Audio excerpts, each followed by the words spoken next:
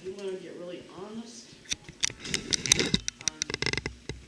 I told him right now, if my heart, right now, at this very moment is filled with like guilt and remorse and things like that. But I have a lot of judgment issues and jealousy issues and anger issues, and all of it comes out.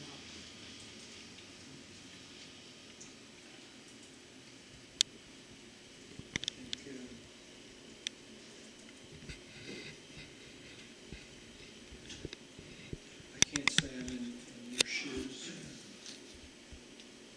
but I've been to that land before, and that's not a good place. But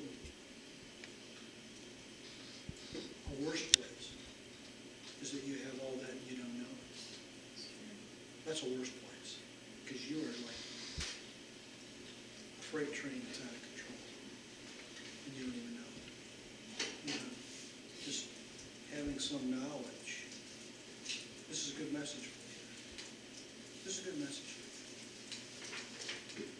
I said to Jeff, you know, my honest estimation, I see that my heart is filled with it. It depends when you ask. I said, if I've just been with Jesus, pouring into me, you know, then you know what? Bought me all you want.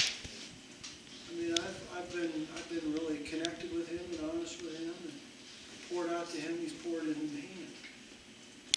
I'm at a grateful place. I'm at a full place. That's a good place. Catch me when I'm depleted, when I haven't been there. Because, you know, even though you're depleted and it feels like you're empty, you're still full of something. When you're empty, you're still full of something. Nobody's completely empty. You're full of something, like you said, resentments, judgments, hatred, anger, something, jealousy.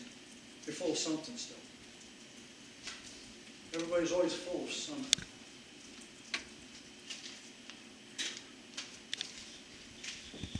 Some of us are filled with doubts. And, you know, doubt is kind of a safe place. Then you don't even have to be responsible, because you just kind of doubt everything, and you just sort of let go. It's not a great place to be. People don't like to hang around you because you're negative. It's full of doubt.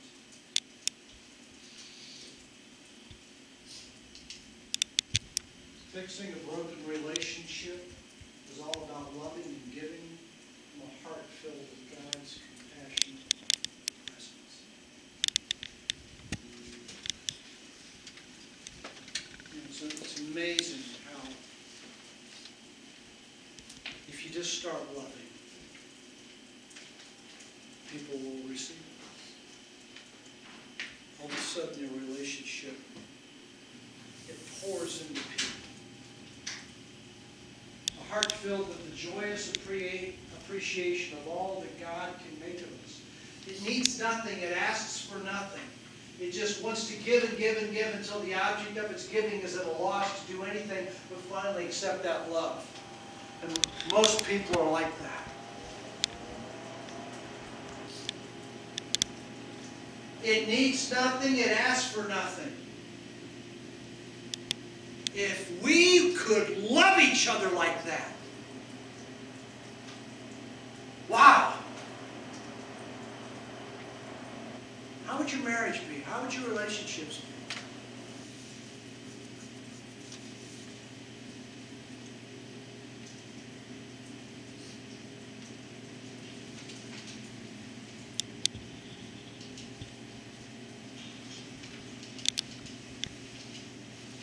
Mark chapter 1.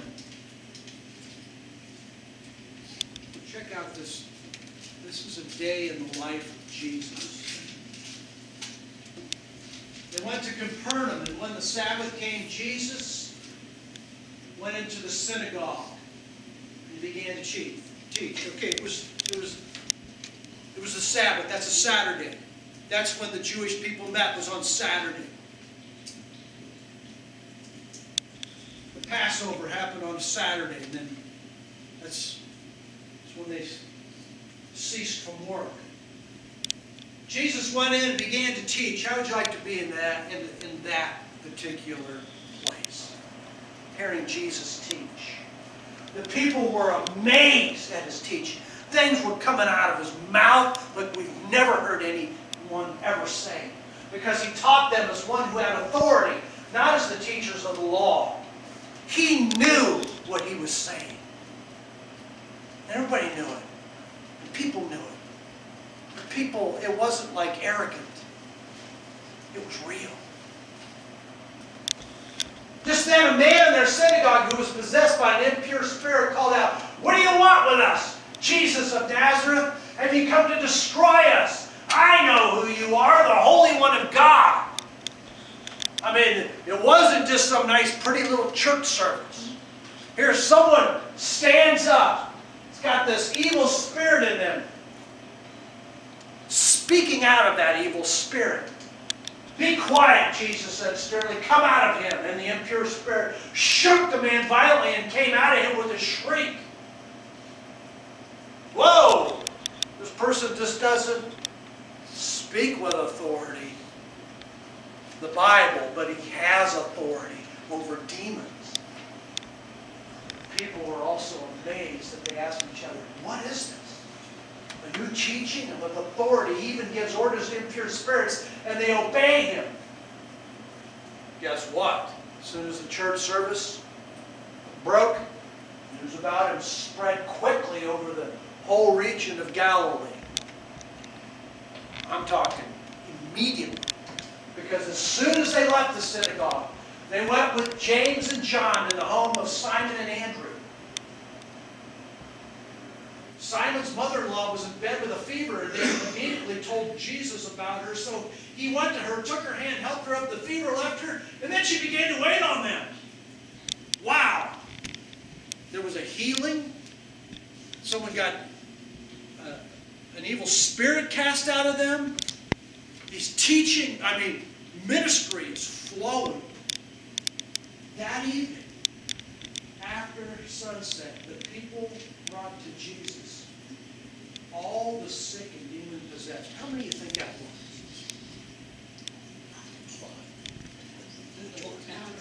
Did you see what happened at the synagogue today? It wasn't like the old so-and-so that used to preach or teach or this and that. Something different. We don't know if he's coming back. And you know what? I think you need to go see Jesus. Let's go. Easter Sunday. Everybody goes. They brought to Jesus all the stuff.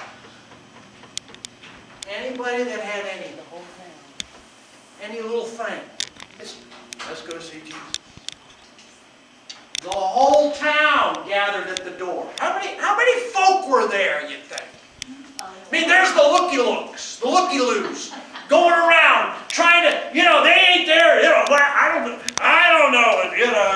I wasn't there at the synagogue this morning, but I want to see what goes on. Gertrude's going to go in there. Let's see how she comes out. Let's see what all the fuss is. Let's see how she comes out. Everybody likes a fire, everybody loves a parade. Oh my The goodness! crowd growing, they're going, what's going on? And Jesus healed many who had various diseases. He also drove out many demons, but he would not let the demons speak because they knew who he was. You don't have demons speak, period. Verse 35. Very early in the morning. Okay, before we go there. How late did Jesus minister that night, do you think? The whole town's gathered at the door. The whole town's gathered at the door. Here was that evening. After sunset. What do you think? What time would that be? I hope it would be 5 o'clock. 7 o'clock? Okay, let's just say 7. Let's just say 7. How long was he there with these people? And then what happened? The whole town gathered. How long did he stay up that night? A long time. So very early in the morning. So very early in the morning. I think when the last person left, got out of there. While it was still dark, Jesus got up, left the house, and went off to a solitary place where he prayed. Why did he do this? He was depleted. He needed to take care of himself spiritually.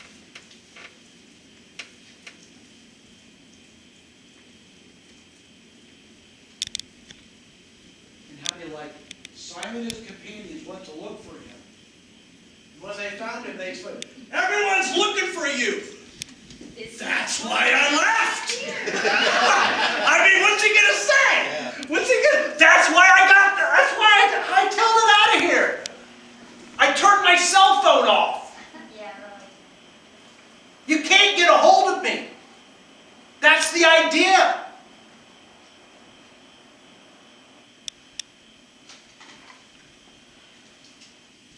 We all know, go on the airplane, place the oxygen mask on yourself first before helping small children or others who may need your assistance. Why do you do this? You cannot be any good to anybody else if you're depleted yourself. Many of us do not take care of this person spiritually.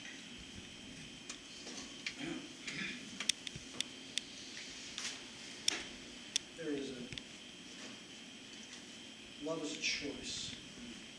Look, in one of the chapters, this is a book of workbook. One of the chapters in here. It's called Running on Empty. It says, we each have within us a God-given hunger for love. And they say we each have a love tank. And when we're small children, when we're born, our love tank is very low. There's nothing there. But God put us in a family where two individuals are supposed to love us. And then they have mom and dad here, but then they get into it. But what if mom and dad's love tank is low? What do you think they're going to give to you? But what if, then it gets, what if their parents' love tank is low? Everything just gets passed on, doesn't it? You say, draw your love tank as full as you would like it to be. They have God. God's love tank's full. We need to connect with God, right? These are not difficult concepts. But they say if you don't receive love, will your love tank stay empty? No, just as air fills every empty space, so also something fills up your love tank. Pleasing others, money, food,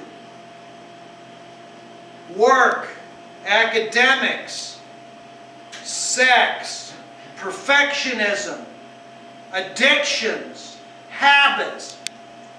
Something is going to fill our life if it's not God. We're going to find it somewhere.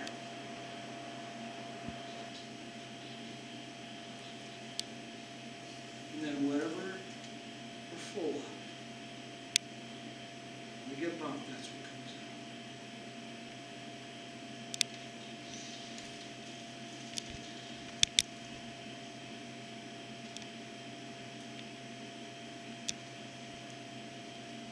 Why?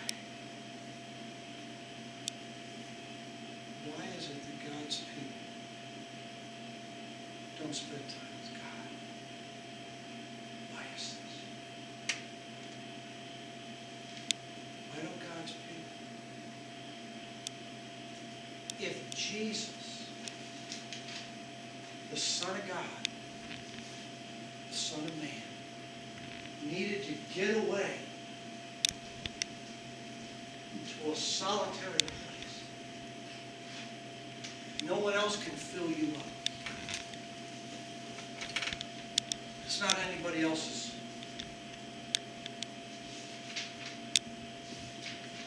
I have $1 million idea. I think it's $1 billion idea, actually. This is the idea. I just have to figure out how to do it. I don't think I'll ever figure out how to do it, but I believe if I could figure out how to do it, I would be filthy rich. This is the idea. Let me find people who will exercise for you and they'll credit it to your account.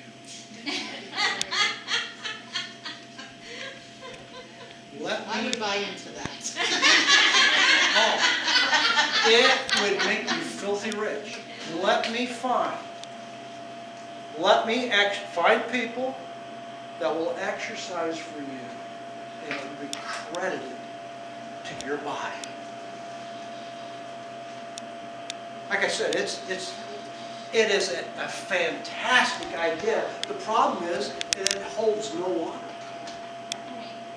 Because nobody can take care of you. Nobody can take care of you. Nobody can take care of your spiritual life. Nobody can take care of your relationship with God. Nobody can or ever will. Imagine at the end of your life, you're welcomed into the presence of Jesus, the one who saved you by His grace. And in the midst of all the wonderful things that we encounter up in heaven, we're ushered into our own, quote, media room. And as you enter your personal media room, you're told that you can sit on a cozy couch with comfortable pillows, eating as much popcorn and candy as you want because there's no calories in heaven. And that you're going to watch a video of your life. The video is a compilation of all the moments in your life when you were fully present. All the moments when you weren't numbed out or distracted. And all the moments when you were totally engaged with others and fully alive in God. Now imagine this video playing in your own personal media room. And as you imagine that, ask yourself some of these questions. How long will your video be? How many scenes will depict you relishing life to the fullness, not number distracted, fully enjoying and loving others and enjoying God? And as you think about your life's video, how many scenes will show you completely ready to hear what Jesus was trying to say to you?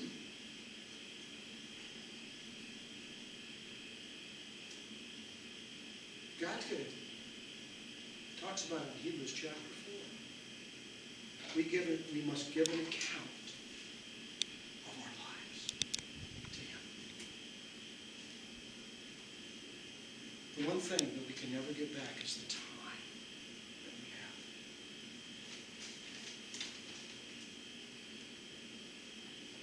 Whatever time you spend, it's gone. And that's a gift. That's not our time. It's a gift.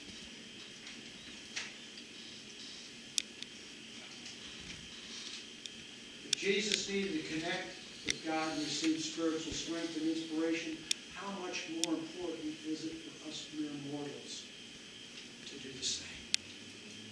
It amazes me how few Christ followers set aside consistent time in their everyday lives to put down their concerns in the moment and honestly connect with God in prayer and Bible study.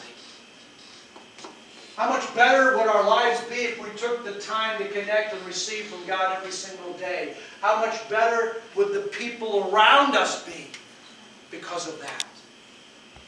Someday when we stand before God, we must give an account of our life.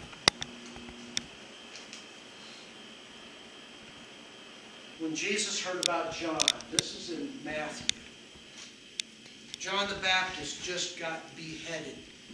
John the Baptist was the one who went before Jesus and said, he's the one. He baptized him in the Jordan. This was maybe one of the few people that actually understood Jesus. It bothered Jesus. When he heard that John was beheaded, he left there privately in a boat and went to a secluded place. I got to get to my Father. I got to talk to God. That's what I got to do. But when the crowds heard of this, they followed him on foot from the city. That's why he went in the boat. They could kind of see where the boat was going. We're going to go over to so-and-so. And when he went ashore, he saw a large crowd and felt compassion for them and healed their sick. Now I believe on the boat, he got full again. He was full of love. He was full of the purpose of God in him. And so immediately when he went out, he said, "Get out of here, folk." No, he was full of compassion. He went to the people. He had profound compassion. Healed their sick again. Now he's pouring out. And the disciples came to him. This is an isolated place, and the hour is already late. Send the crowds away so that they may go into the villages and buy food for themselves. But Jesus said to them, they do not need to go away. You give them something to eat. How many here have a task that seems too big for you? All of a sudden, then you feel pressure, don't you? I can't do it. I don't have it within me to do it. I'm depleted. I'm this. I don't have the resources. I don't think I can do this. How many go there? There's things in life that these demands. Your spouse is saying this. Your work is saying this. Your kids are saying this. Your parents are saying this. Something is going on. There's pressure. And the easy thing to do is say, that's not for me. I can't do this. That's not how I'm made. I can't do what you do, Jesus. What did Jesus say? They replied, we have nothing here except 5 loaves and I don't have anything.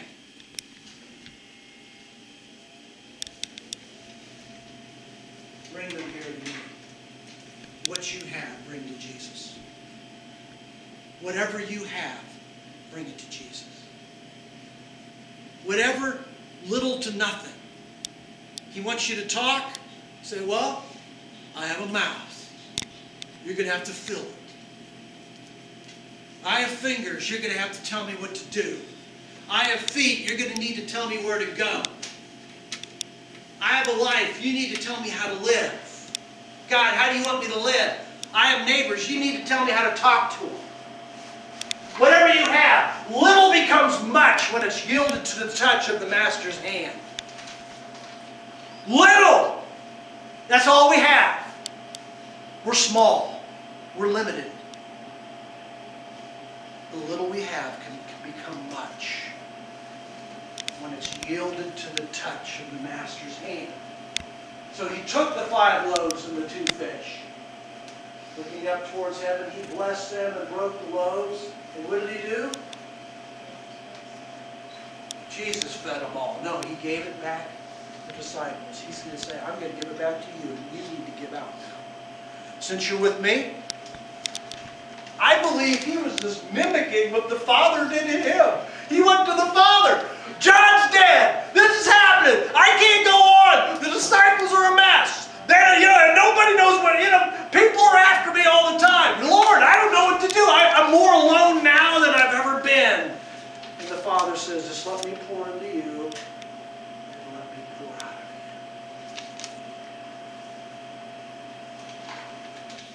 So he gave the disciples gave them to the people, they all ate. Everybody had a meal. When you go to God, God will fill us up. And it won't be just for us. He wants to not only work in us and to us, but through us. And I like that they picked up 12 full baskets of leftover broken pieces. Why do you think there were 12? How many disciples are there? I imagine Jesus had said, "Gave each a basket now. Keep doing this. Keep giving. Each of you got a basket. Do what I just did for you. You do what others." There were about 5,000 men laid beside women and children. I don't know. How many people do you suppose were there? 15,000?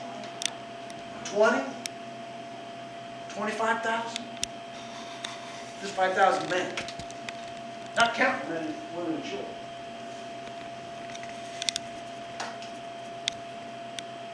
This is what Romans 12 says. Don't burn out. Keep yourselves fueled and aflame. It's your responsibility.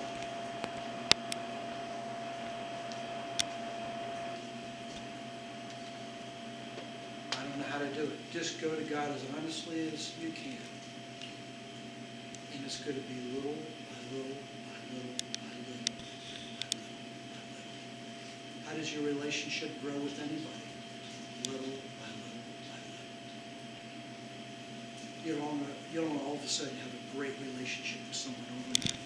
It takes years. Exercise daily in God. There's a thought.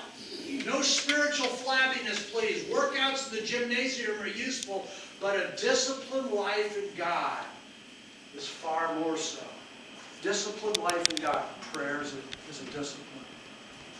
Bible reading is a discipline. Meditation is a discipline. Worship is a discipline. All these things making you fit both today and forever. You can count on us. Take it to heart.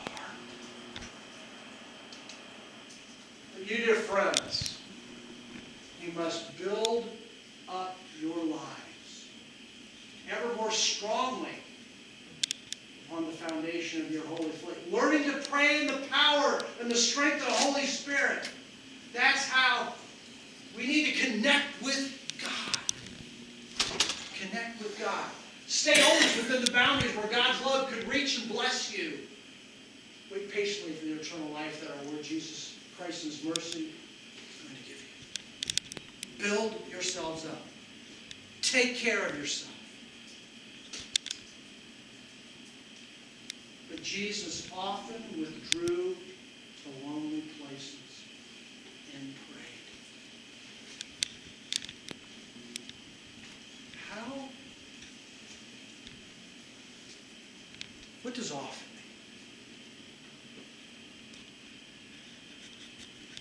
The definition: often, frequently, many times, a lot, numerous occasions, repeatedly, again and again, time and time again, all the time, regularly, routinely, usually, habitually, commonly, generally, in many instances, recurrently. All these things. The question is, what do you do often?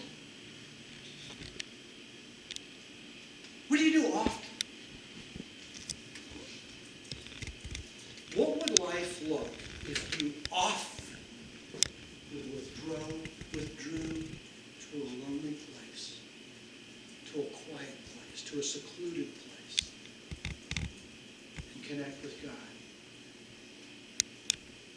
What if you would often do that? This is the secret of Jesus' life, dear friend.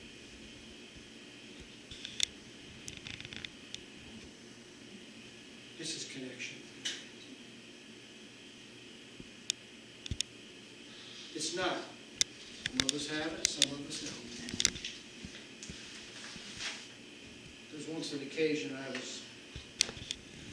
lived on a cruise ship for a year. I was a trumpet player. And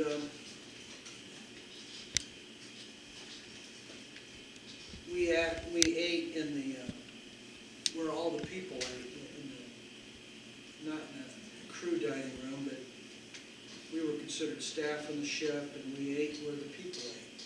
We got everything off the main menu. We ate in the dining room where all the passengers were. Oh, wonderful food, my goodness. I know it was steak night.